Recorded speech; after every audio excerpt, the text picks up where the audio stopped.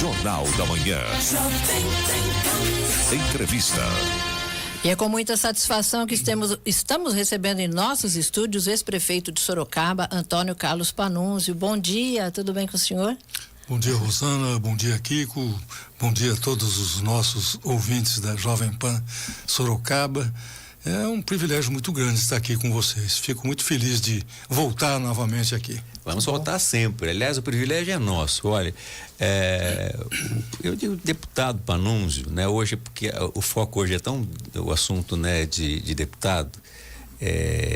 E ele foi 4 vezes deputado federal, foi líder da oposição. O senhor foi líder no governo da Dilma ou do Lula, que o senhor foi líder da oposição? No governo da Dilma. No governo do Lula eu era vice-líder. Depois me tornei líder já no governo da Dilma. Exato. Agora, nós também, né, tivemos a sua participação importante. O senhor foi presidente da Comissão de Relações Internacionais e Defesa, foi presidente estadual do PSDB, foi presidente da fundação do Memorial da América Latina no governo do Geraldo Alckmin e é engenheiro mecânico de formação, foi diretor da FATEC, foi muita coisa, foi secretário aqui em Sorocaba na época do Paulo Mendes, junto com meu pai, o senhor era secretário de Serviços Públicos da SERP. Exatamente. E daí começou a carreira com voto. Boa lembrança. 86, 87. Exatamente, foi um período muito interessante, muito vibrante da minha vida pública e de certa forma foi a consolidação de um sentimento que eu tinha de uma vocação para a política. Ali acho que foi um momento decisivo. Eu sou bastante grato ao ex-prefeito Paulo Mendes por ter me convidado e me dado a oportunidade naquela época. Depois nos tornamos, pelas circunstâncias políticas, adversários. Mas nunca inimigos, né? Mas nunca inimigos, exatamente. Inimigos. Agora, a gente está acostumado, né? E aí a importância da gente entender um pouco, né? Do nosso convite, entender o funcionamento do Congresso Nacional, especificamente, ou mais especificamente, na Câmara dos Deputados, que o senhor teve ao longo de anos, né? E conheceu as entranhas, não era um deputado do baixo clero, né? O senhor era um deputado com liderança sempre, né? Para assumir os postos que assumiu. Não acontece por acaso, não é coincidência. Mas depois da Carta de 88, de saudosa memória de Ulisses Guimarães como grande comandante, nós tivemos, quase passamos a carta, ela foi construída para ser parlamentarista e depois nós acabamos tendo na votação que tivemos para que a população escolhesse entre presidencialismo, parlamentarismo, república, né? Aliás, monarquia e, obviamente, o presidencialismo venceu. E no passar dos anos nós estamos vendo um papel quase que desvirtuado dos parlamentos brasileiros. Como é que o senhor entende esse momento, em especial agora, de cada voto importante uma troca, né? Depois da emenda secreta, isso também complicou. Fala um pouco de tudo isso pra gente, deputado Pannunzio. Eu diria que nós estamos assistindo uma subversão total dos princípios republicanos. Ou seja, não há mais aquela, vamos dizer assim, harmonia, mas independência entre os poderes. Não há mais. Hoje, o legislativo, ele quer executar também. E aí se criou aquelas séries de emendas impositivas e, posteriormente, o tal do orçamento secreto, que agora foi transformado, mas continua nos bastidores, né? Continua acontecendo. Isso é pavoroso. Por outro lado, os próprios políticos acabaram dando força ao judiciário para que começasse também a legislar. Então, há uma subversão total na ordem das coisas. E o resultado disso é o prejuízo para o país. O país está há vários anos já que não cresce adequadamente, ou até no período da Dilma, o país diminuiu, houve um PIB negativo, né? Isso foi muito ruim para todos nós. Posteriormente, por conta da eleição do Bolsonaro, que era um cara que eu conhecia, totalmente despreparado, sem nenhuma qualificação para vir a ser presidente da República, avolumaram-se os desastres. E depois a descondenação do Lula para que pudesse ser candidato. E aí, para se opor ao Bolsonaro, trouxe novamente o ex-presidente, e agora presidente Lula, para a política. E, evidentemente, nós não temos hoje uma elite política. Eu falo essa palavra elite sem nenhum, vamos dizer assim, constrangimento. Porque é preciso que o país tenha elites, seja na área de economias, seja na área universitária, seja na área cultural e na área política. É fundamental, na área militar, em todas elas. O país precisa ter essas elites. Hoje nós não temos mais. Hoje uma subversão total disso, os cargos de representação, como por exemplo deputados, senadores e outros aí, foram totalmente desvirtuados também. Não há mais aquele conceito de se eleger um partido e uma pessoa dentro do partido para um determinado cargo. Hoje são os acordos, as leniências, quem apoia e quem utiliza bem as redes sociais. As redes sociais também ajudaram a subverter toda essa ordem. Exatamente. Agora, eu gostaria de usar a fala. Eu assisti a uma entrevista do ex-ministro do Supremo, o Lewandowski, e ele falou o seguinte, né? Ele falou, é impossível conseguir maioria ou consenso com 32 partidos. Tá certo. Né? Então, por que acaba judicializando? Porque, de repente, os partidos que não conseguem no Congresso Nacional judicializam. E o Supremo não pode negar a jurisdição. Então ele não está votando, ele poderia falar, esse assunto tem que votar para o Congresso, vote lá, mas eles não estão falando. Exatamente. Então o judiciário virou protagonista por causa da quantidade de partidos que a gente tem. Uma vez perdeu aquilo, não atingiu a maioria daquilo que quer, vai usar como minoria, vai chamar a jurisdição. Mas eu queria lembrar você um detalhe bastante importante que tem passado de certa forma desapercebido ultimamente. Em 1997, veja bem, 97 estou falando, nós promovemos a reforma política.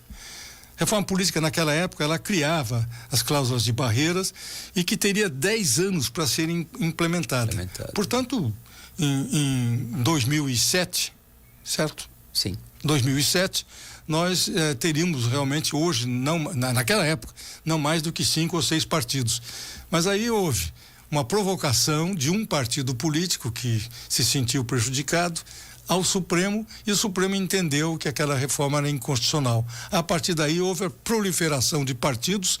Hoje se abre um partido político. Até para ter fundo partidário? Né? Não, ainda naquela época não era assim. Ainda não era. Não era assim. Mas hoje se abre um partido político mais fácil do que se abrir um botequim na esquina. E depois, com a criação desses fundos partidários milionários, e mais, depois o financiamento público de campanha, que é outro escândalo, isso é um escândalo nesse país, nós transformamos o partido político num grande negócio. Hoje nós temos situação em que famílias são donos de partido político. Deixa eu lhe fazer uma pergunta. O senhor foi presidente, eu não lembro o ano, da Comissão de Relações Internacionais Exteriores e Defesa. Vamos falar primeiro da defesa.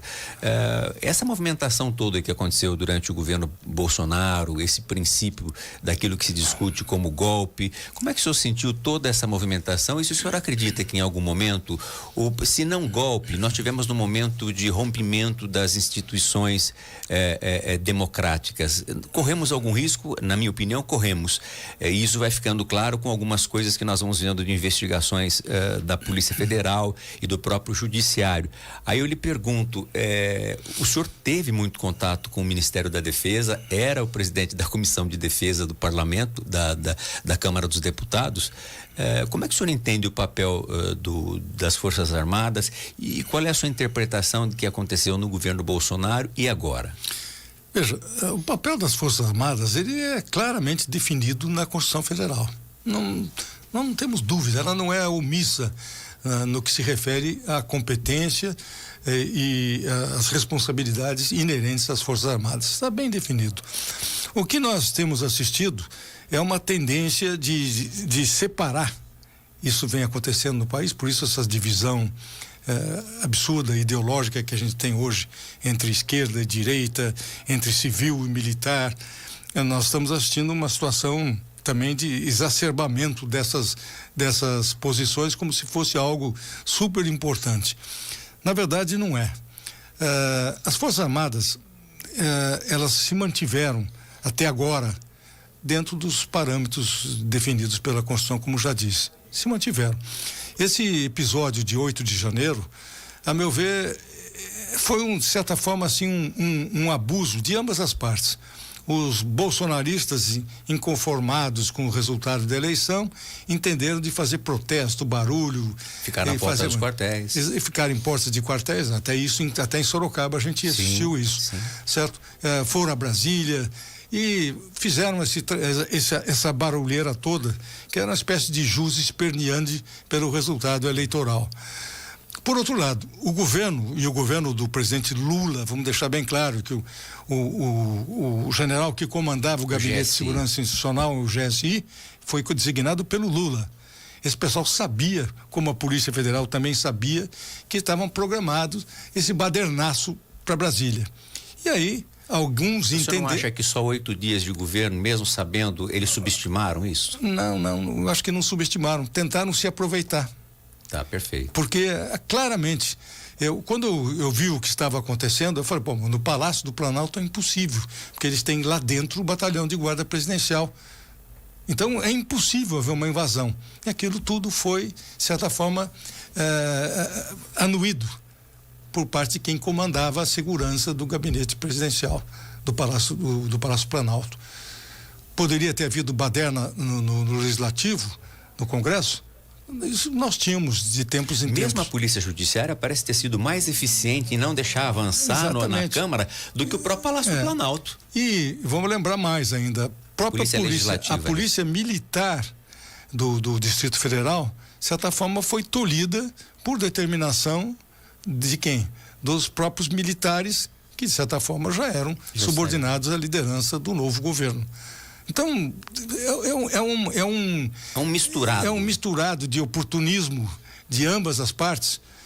Não acredito que houvesse, naquele momento, uma disposição para golpe, naquele momento. Porque um golpe pressupõe as Forças Armadas atuando diretamente. Não há golpe sem participação de Força Armada. Não há, certo?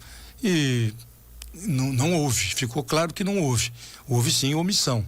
Omissão por parte de quem? De quem comandava. O GSI tinha o gabinete, o tal do G. Dias, general G. Dias, era o comandante na época. E se ele deixou acontecer, e se viu depois nas filmagens que tentaram esconder num primeiro momento. Verdade. Tá certo? Se viu nas filmagens que eles estavam lá de espectadores, até para ajudar um pouco no deslocamento dos manifestantes dentro do palácio. Né? Tá certo? Quase que ficou. O pessoal falou que era segurança de shopping center, né? Nós vamos falar mais. Nós vamos falar sobre. Eu quero falar sobre as relações internacionais, a visão do ex-deputado e ex-prefeito Pannunzio, e falar um pouco do PSDB, que ele trabalhou aqui no processo pré-eleitoral, a candidatura presidencial, quando Dória saiu e aquela disputa com o Eduardo Leite, e ele, aqui na cidade de Sorocaba, em toda a região, foi quem regimentou um grupo de lideranças trabalhando o nome do Eduardo Leite, que é reeleito o governador do estado do Rio Grande do Sul. E o Pannunzio tem uma relação estreita com ele. E depois quero saber da relação do Pannunzio com Alckmin, se ele já falou com o vice-presidente da República, que é um amigo pessoal também de longos anos. Nós voltamos daqui a alguns minutos, depois do intervalo comercial, com o ex-deputado e ex-prefeito Pannunzio. Não desligue. Você está ouvindo o Jornal da Manhã da Jovem Pan Sorocaba. Já já, mais notícias para você.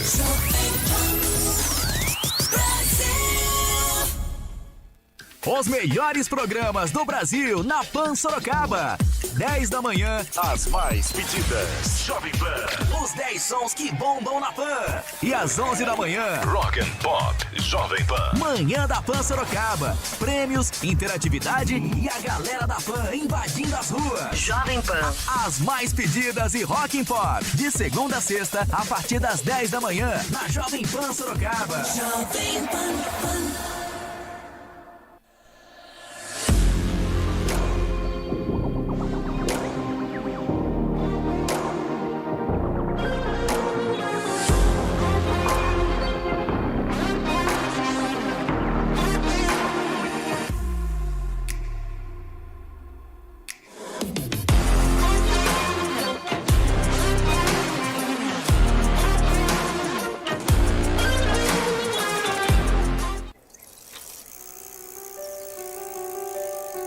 Na vida, a gente corre muito, pedala, se equilibra e às vezes cai.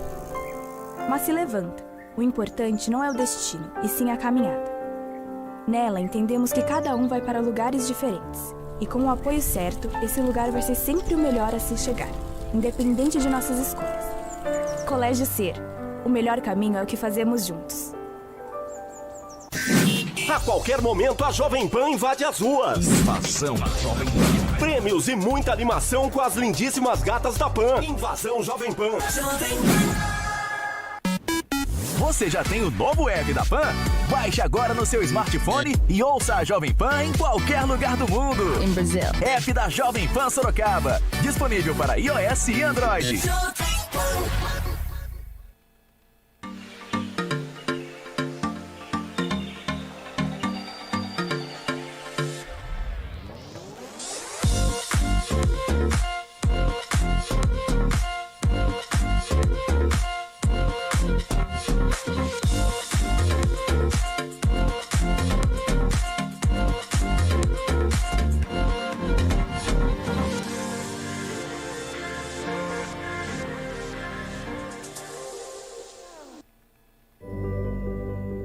Como é bom sentir o calor dos abraços e ver que os sorrisos voltaram.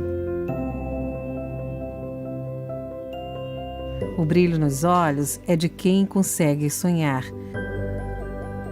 Uma gente que sabe o que quer e está sendo respeitada em tudo o que precisa. Aqui tem saúde e educação de qualidade para um futuro ainda melhor. Uma terra fecunda para quem abraça as oportunidades. O passado de lutas ajuda a construir um amanhã cheio de prosperidade. Legado que está sendo escrito por todos os que amam nossa cidade. Eu sou Salto de Pirapora e completo 117 anos de história. Eu sou o lugar de gente feliz. .br, saiba mais. As melhores promoções de Sorocaba Estão na Jovem Pan. Para você que é do time de lentes de contato, chegou uma super promoção. Na compra dos combos de lente de contato Johnson & Johnson, Bausch & Lomb e Alcon, você ganha 50% na compra de lentes coloridas mensais Lunari e solução de limpeza Renault Advanced. Temos a grade completa no nosso quiosque Kodak Antares, no Shopping Iguatemi Esplanada e na nossa loja em Itu, na Floriano Peixoto.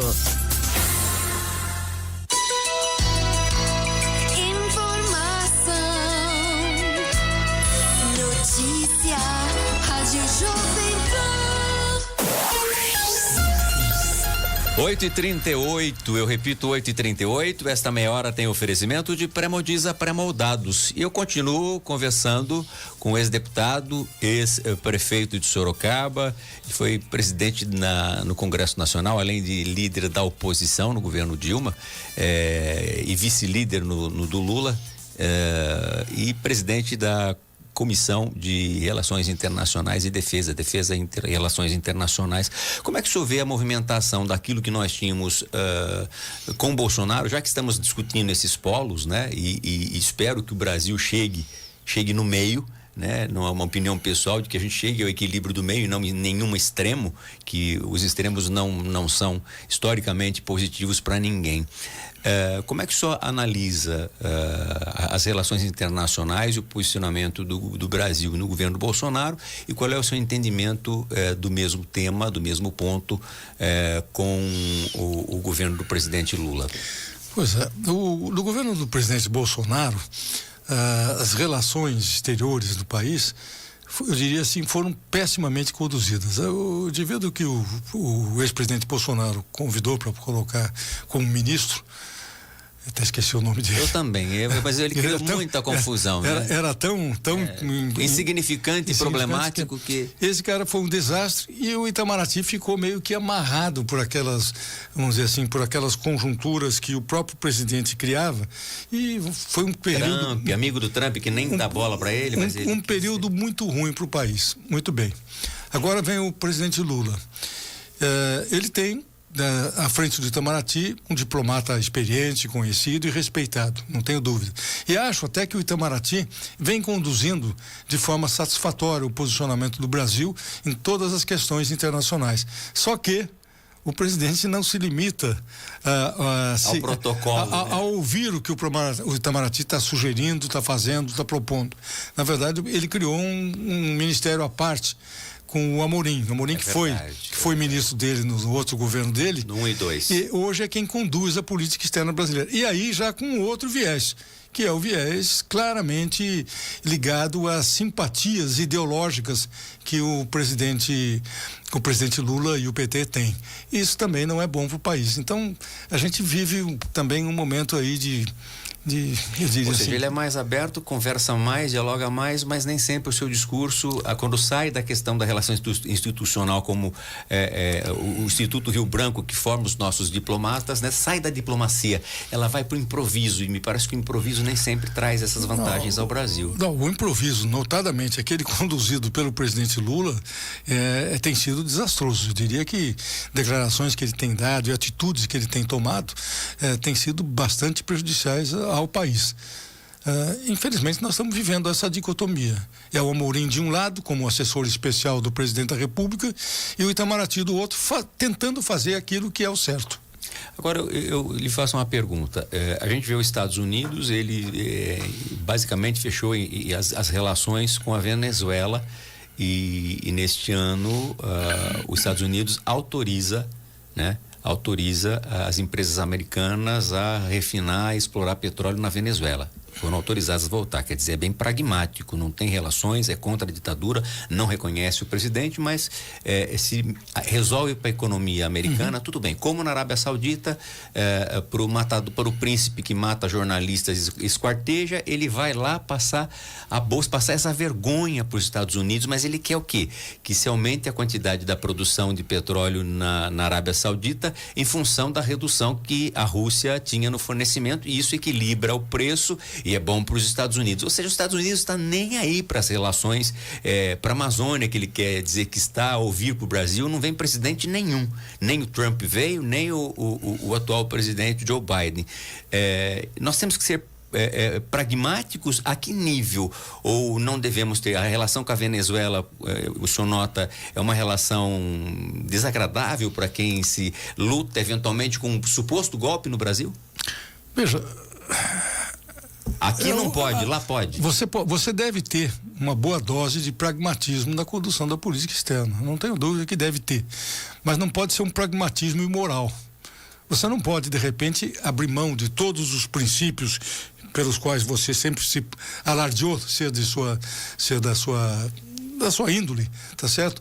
E também os compromissos que tenham assumido em tempos de campanha para assumir posições totalmente adversas. O Lula nunca deixou de manifestar seu apoio às ditaduras aqui da América do Sul e mesmo da África. O Lula sempre foi um simpatizante dessas ditaduras, seja a Venezuela, seja a Nicarágua, seja na África com 2 ou 3 países, e foi a posição dele sempre. E isso vem contra tudo aquilo que se fala em defesa de democracia. Porque se você é um democrata por excelência e quer ajudar que todos os países do mundo vivam sob a harmonia do Estado democrático de direito, você deve batalhar nesse sentido. E não é o que se tem assistido aqui da nossa política externa. Tanto com o convite que fez ao Maduro da Venezuela para vir aqui, que foi recebido como honras chefe de Estado ele é, mas com honras assim exageradas, tá certo? Os afagos todos no presidente da Nicarágua. São situações que pegam muito mal, fazem mal para o país e para o reflexo que o país vem a ter no cenário internacional. E agora, hoje, que me consta, hoje ou amanhã, acho que amanhã, ele vai abrir o seminário lá da Unasul. Sim. Da Unasul. Não da Unasul, desculpe, dos países de esquerda aqui no Brasil. Eu acho que é o Unasul, o deputado Panunzio. Mas enfim, ele está abrindo, ele tá abrindo esse seminário em que esse pessoal não tem nenhum respeito pela democracia. Tá certo? Então são atitudes contraditórias. O que ele fala é uma coisa e o que ele age é outra coisa. Eu gostaria de te perguntar o seguinte: o senhor tem uma relação muito Foro boa. de São Paulo, desculpa. Foro de São Paulo. Olha, aliás, o ouvinte perguntou aqui, o ouvinte perguntou agora. Gostaria de saber o que o Panunzio pensa sobre o Foro de São Paulo. Obrigado, Ricardo Alonso Bolilo. Obrigado aqui pela sua informação. Agora, a gente vê duas coisas, né? E aí não dá para fugir, não lembrar do Geraldo Alckmin como governador do estado de São Paulo. E, obviamente, a relação que o senhor tem com ele hoje, como é que o senhor pensa desse posicionamento e para onde vai parar o PSDB que está sendo encolhido, em especial pelo próprio Palácio dos Bandeirantes, né? Ou vai para o Republicanos, ou vai para o PSD, ou vai para o PP, enfim, na verdade está se escoando, saindo muita gente do PSDB, prefeitos e lideranças que simplesmente não se preocuparam em manter-se no partido e já migraram imediatamente para poder ter portas abertas no Palácio dos Bandeirantes. Essa questão de prefeitos e outros políticos que, de forma rápida, assim que mudou o governo, a direção do governo hoje, por conta do atual governador, de outro partido, estão se bandeando, reflete, na verdade, o que aconteceu no tempo do Dória. O Dória também fez uma propaganda danada ao tempo que ele era governador, trazendo um número muito grande de prefeitos, forçava os prefeitos a virem para o PSDB de uma forma artificial, e para conseguir os benesses, a atenção do governo do estado. Hoje o pessoal está agindo da mesma forma, está voltando para outros, indo para outros partidos, porque o governador é outro de outro partido. Então, na verdade, o PSDB em si, vamos dizer, o PSDB de raiz, não está sendo afetado por isso, mas é o PSDB artificial criado pelo Dória se evaporou.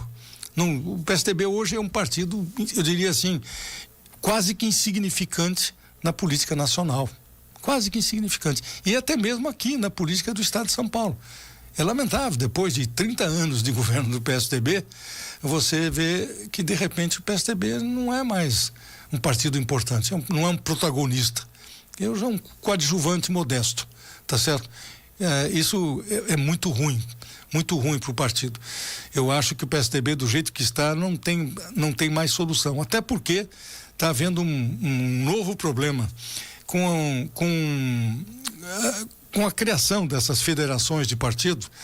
Por exemplo, o cargo de presidente do partido já não é mais o primeiro cargo dentro da estrutura partidária.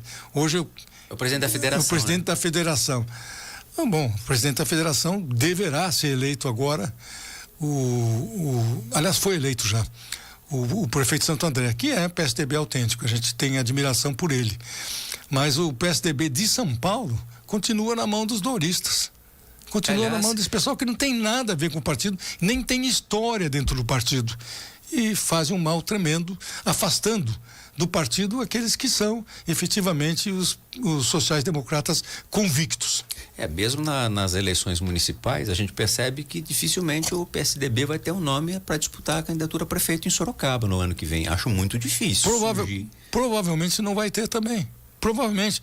O PSDB não encolheu só, vamos dizer assim, na cidade de São Paulo. Ele encolheu no estado de São Paulo todo. Tá certo? Então, aqui para o Sorocaba a gente já vê, na última eleição nós já não tivemos um protagonismo especial. A candidatura nossa do PSDB para prefeito de Sorocaba ficou em 4º lugar, certo? É uma posição bastante tímida para um partido que vinha... Que governou a cidade há muitos anos. Há quantos anos governando a cidade, certo? Mas foi fruto já da consequência dessa divisão provocada pela vinda do Dória. Certo?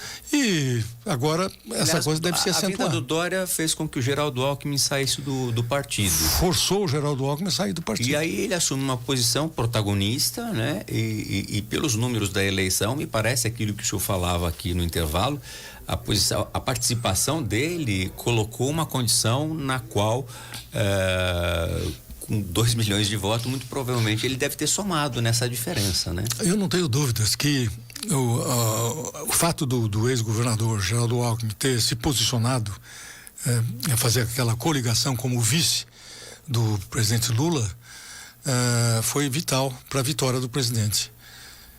Eu entendo o que ele fez, entendo que ele se mantém dentro das linhas que sempre a gente considerou as linhas adequadas para o posicionamento de um mandatário, ou seja, de idoneidade, de respeito, de convicções fortemente democráticas e republicanas.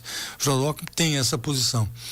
Mas, evidentemente, ele está num contexto um pouco maior que o PT tem o domínio nessa área federal. De qualquer forma, ele voltou a ser um protagonista muito importante. Foi importante na eleição do Lula e está sendo importante também na questão da governabilidade. A gente espera que não lhe sejam tolhidas oportunidades de trabalhar positivamente para o país dentro dessa estrutura do novo governo. Muito bem, nós estamos acompanhando, queria falar 2 dias, né? Mas a gente está acompanhando um posicionamento do Tribunal Superior Eleitoral e que venha muito provavelmente trazer a inegibilidade, a inelegibilidade do presidente Jair Bolsonaro por 8 anos, seria até 2030, ele sairia deste processo. O que isso muda para o Brasil? O senhor acha que há um motivo justo, que a justiça entende que aquela reunião com os embaixadores, a transmissão através da TV pública, tudo isso que aconteceu, o senhor acredita que são motivos suficientes para isso? E isto se consolidando, o que o senhor acha do cenário nacional? O que muda sem o Bolsonaro, tendo o Bolsonaro como cabo eleitoral, mas não disputando a eleição? Veja, antes de mais nada, eu faço questão de externar aqui minha opinião. O Bolsonaro, na verdade, já deveria ter tido seus direitos políticos cassados até mesmo antes de ser presidente da República, de tão desqualificado ele é para a política no sistema democrático. Bolsonaro não é qualificado. Essa questão da reunião com os embaixadores realmente foi mais uma das aprontadas do Bolsonaro, que pegou bastante mal e pode ser criticável, como tem sido, do ponto de vista jurídico. E por isso mesmo agora o TSE encaminha, provavelmente acompanhando o voto do relator, pela cassação do ex-presidente, dos direitos políticos do ex-presidente. Agora, a política sem o Bolsonaro, eu acredito que vai melhorar. Porque nós não é verdade. Eu vou falar que o senhor é de esquerda, porque aqui quando você faz qualquer posicionamento, a manifestação falou, isso não é de esquerda, né? Só não concorda com o Bolsonaro, não acha que ele é preparado para ser presidente. Ela vai melhorar, não é preparado nem moral nem intelectualmente, certo? O senhor foi deputado com ele? 4 legislaturas juntos, com 16 anos. E depois ainda, acho que convivi com ele ainda, sim, um tempo que eu fui como chefe do escritório de São Paulo, lá em Brasília, depois da prefeitura, que é um cargo de secretário de Estado, tá certo? Eu tive a oportunidade também de ver algumas coisas do que estavam acontecendo por lá, certo? Então, Bolsonaro já deveria ter sido cassado. A política vai melhorar porque isso vai forçar que os segmentos mais conservadores, mais de direita inclusive, tem uma oportunidade de lançar um candidato mais adequado. Que não radicalize, né? Exatamente, que não seja mais racional, não radicalize e que tenha uma postura republicana. Pode ser esse nome? Eu não tenho dúvidas. Eu tenho admiração pelo governador de São Paulo. Pelo governador de São Paulo. O governador Tarcísio vem fazendo uma gestão bastante adequada, desempenhou um papel importante no governo Bolsonaro, que apesar do Bolsonaro, ele pôde infraestrutura, desenvolver na área de infraestrutura uma política adequada. Apesar do Bolsonaro, ele conseguiu fazer isso e saiu totalmente isento de qualquer corrupção, qualquer escândalo no ministério que ele chefiou. Ele tem predicados muito positivos. Agora, precisa que aconteça do lado da esquerda também. É isso que eu ia falar, porque o Lula provavelmente não é candidato à reeleição, então nós vamos ter um novo cenário? Eu gostaria muito que isso acontecesse, porque dentro da esquerda nós temos bons valores também. Próprio Haddad. Tá certo? Não sei, o Haddad para mim ainda é um mistério na questão da política. Eu estou ainda esperando, mas eu conheci muita gente dentro do Partido dos Trabalhadores com condições intelectuais e condições morais de efetivamente de se posicionar mais fortemente na política nacional. Entendo que se houvesse uma renovação como aparentemente já vai haver do lado da direita, dos conservadores, se houvesse também uma renovação do lado da esquerda, nós teríamos melhor chance para, apesar de todas essas distorções desses números absurdos de partidos, que agora tendem a diminuir, porque foi aceita uma nova cláusula de barreiras na última reforma feita, e isso vai provocar ao longo dos anos um encolhimento, desde que não haja uma reviravolta para aumentar o número de recursos a serem fornecidos aos donos de partido. Então, nós temos aí uma perspectiva de melhoria no cenário político do país. Muitíssimo obrigado pela sua visita, né, por essa aula de política com essa abrangência de internacional, nacional, estadual e sorocabana. É sempre muito bom tê-lo aqui e a gente debater. Em breve a gente se fala de novo. Que bom. Vá observando, daqui um mês e pouco a gente vai combinar e conversar um pouco mais sobre, falar de Arthur Lira, falar de todas as figuras, Rodrigo Pacheco, a escolha dos ministros do Supremo. Nós tínhamos muita coisa para falar, não vai dar para falar hoje, mas nós vamos guardar na agenda, e o público está respondendo aqui com uma grande participação no YouTube. E depois, quem não assistiu Ligou Agora, pode ver a entrevista do Panunzio, ela vai estar separada no nosso canal Jovem Pan Sorocaba Oficial, e também o jornal como um todo, para que vocês possam acompanhar aquilo que ele nos trouxe como uma aula de política, até porque o Panunzio ele passa por todos esses cargos. Acho até que eventualmente algum questionamento jurídico pode ter tido, mas ele passa numa condição de uma moral ilibada. Ele é um diferencial, é um corte dentro da política, né? Vivendo sempre dentro de padrões muito modestos, e sempre foi assim, né? Professora, esposa professora, engenheiro, enfim, realmente o senhor é um luzeiro aqui que a gente não pode perder como referência. Obrigado pela visita. Eu, primeiramente, fico muito contente de estar aqui e de você abrir essa possibilidade de um dia aí pela frente a gente voltar a falar. Falamos. Eu fico feliz com Aliás, isso. Você vai complementar 80 que dia? Em julho agor? Dia 29. 20 já. Então aqui vamos esperar você ter 80. Na próxima a gente vem aqui, o Tarso vem com a gente. Obrigado, Tarso, aqui por estar nos acompanhando e nos ajudando a esse encontro importante.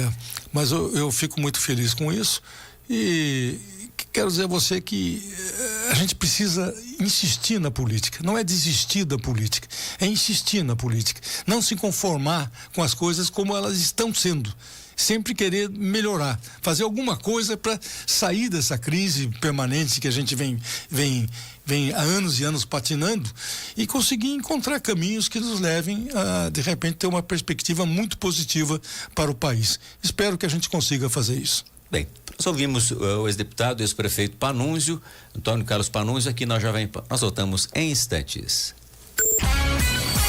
Você está ouvindo o Jornal da Manhã da Jovem Pan Sorocaba. Já já, mais notícias para você.